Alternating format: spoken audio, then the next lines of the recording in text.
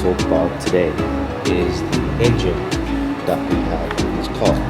As you can see, this is an E36 M3 S50 engine, which is a 3-litre straight 6 individual throttle bodies.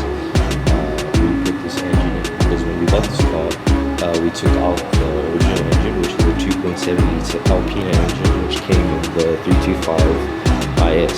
They use this car for racing in South Africa, so they put a bigger engine on. Because we didn't get the E30 M3, we used this car for the Group F racing that we did here. So we put in the E36 M3 engine because we wanted to get more power out of this car and this chassis, and we felt that the 2.7-litre Alpina engine wasn't good enough. So we put this engine in. As you can see, I've painted the cover on it. We get the engine in. What we need to do on the engine side is we need to connect the wiring harness. As you can see, it is quite a mess over there. And we also need to connect the fuel line, brake lines, all the lines to the engine. And once the wiring harness is done and connected, we have a wiring harness set here, but we need to be able to link the E30 ECU to the E36 M3 engine. So that is the next thing we need to do on this car. Right now, I'm going to take it up onto the lift. I'm going to be explaining what we've done to the bottom of it and everything else we've done to this car and plans we have for it. So the reason we chose the E36 engine out of this car is because when we bought this car originally, it came as basically just a shell, meaning it came with the body, it came with chassis, but suspension and everything wasn't there, and it had no engine in it. So it took us a while, but we finally found this E36 M3 engine, the S50, which we put in. And as you can see, there's still quite a bit of things we're going to do here. I explained it already, but this is the reason we wanted to put this in is because it is a fast engine. It makes about 280, 290 brake horsepower, and we thought it would be a perfect fit for this car as it is the later generation engine, one above this. But it fits in perfectly. We're going to be mounting the radiators here, which I showed you already. Radiator in there, we need to create a radiator shroud to put the fans on so it can fit in perfectly and make this car cool. So next thing we're going to talk about is the exterior of the car, what we have done to it and what we have to do to it. So as you can see, we are running OZ Futuras on this car, which are the rims. We have this and we have the stud kit on it, which I did in the last video.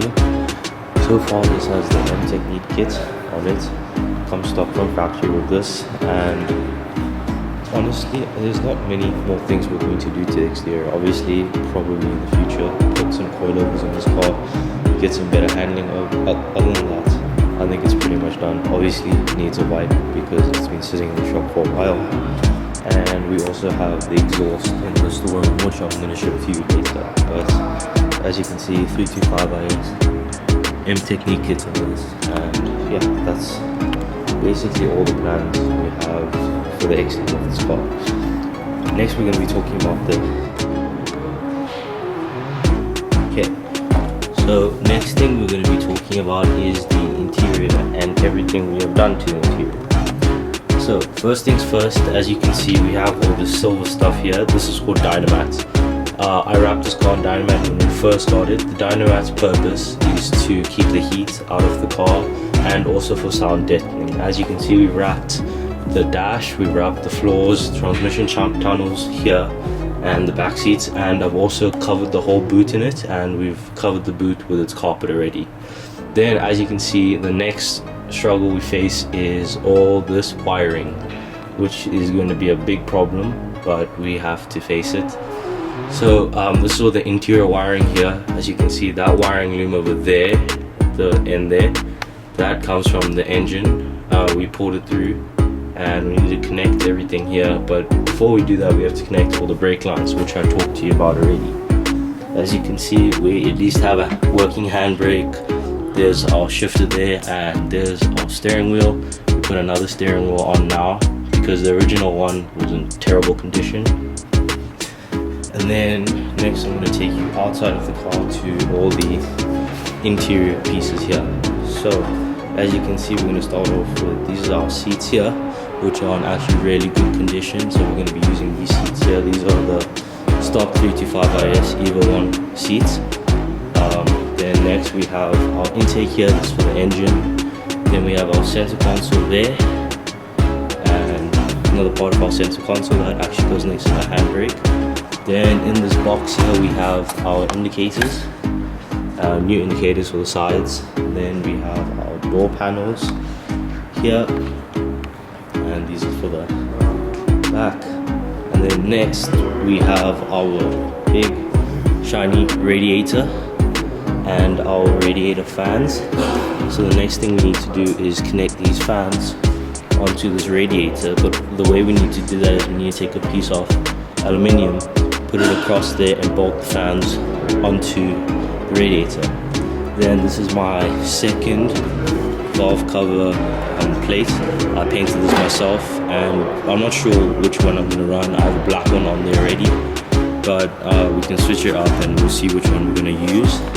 And then this is obviously for the radio, center console, and here as you can see I have them wrapped up, but these are our back seats for the car, and that pretty much sums up everything we have for the interior. Okay, so now that we have the car on the lift, we can take a look at the underneath and what we've done here. So firstly, let's start off with our brake lines and fuel lines. We had to make up new brake lines and fuel lines because this did not come with any. So as you can see there, we made up our own fittings. We need to get the ends done so we can connect these up and put in fluids. So we've got them running along here. We bent all of these ourselves and made them ourselves and cut them. We have our fuel pump there, fuel filter there. This is the fuel tank. We had to put in a new fuel tank and we painted this. So brake lines run through here, up there, and then run down here. As you can see, we connected all of that up. We did the whole suspension, new bolstering shocks, new brake caliper paddings, new lines, and as you can see, the whole car is black underneath. That is because we painted the whole car black with a composite, like a rubber composite, to protect everything underneath. We have a 2-piece drive shaft which we've connected up already. This is the E36 M3 gearbox 5-speed that we have. These are our headers running here, and we're gonna have our exhaust running all the way back. It's a stock 325 IS exhaust. Well, not stock, but it fits in the stock positioning, and yeah, that's what we've done to the underneath of the car. And basically all that lies underneath is to connect up these brake lines and fuel lines, get those connected, connect fuel, get all the fuel running, and that's basically all we have left for underneath. And also connect the brake lines here and everything. Handbrake cables are already connected, so at least we have one thing working. And then another problem we do face is, as you can see, if I put the camera here, the sump lies below the bumper and the subframe. So what we're going to need to do is create an aluminium shroud that comes here and goes along here up until probably here, so we can protect the sump. So if we go with potholes or anything or bumps, it doesn't hit the sump and break it. Other than that, we've put all new suspension, new with this engine we had to get new Teflon bushings, and we put them up here so we can have the engine sitting at the right angle. And yeah, we have all new components on this car, and we've made the suspension basically perfect for now. Let me show you the exhaust and all the components we need to connect to the underneath of this car. Okay, so as you can see here, this is our power flow exhaust for this car. We're going to be running this in this car for now. I feel like it's going to sound really good. Obviously it's going to connect up here, run back to the factory, and come out the bumper here. So obviously I'm gonna need to clean this up really well because it's in the best shape, because it's been lying in that storeroom for a while. But I think I'm just gonna take a metal brush to it, brush it up nicely, make it look good for this car.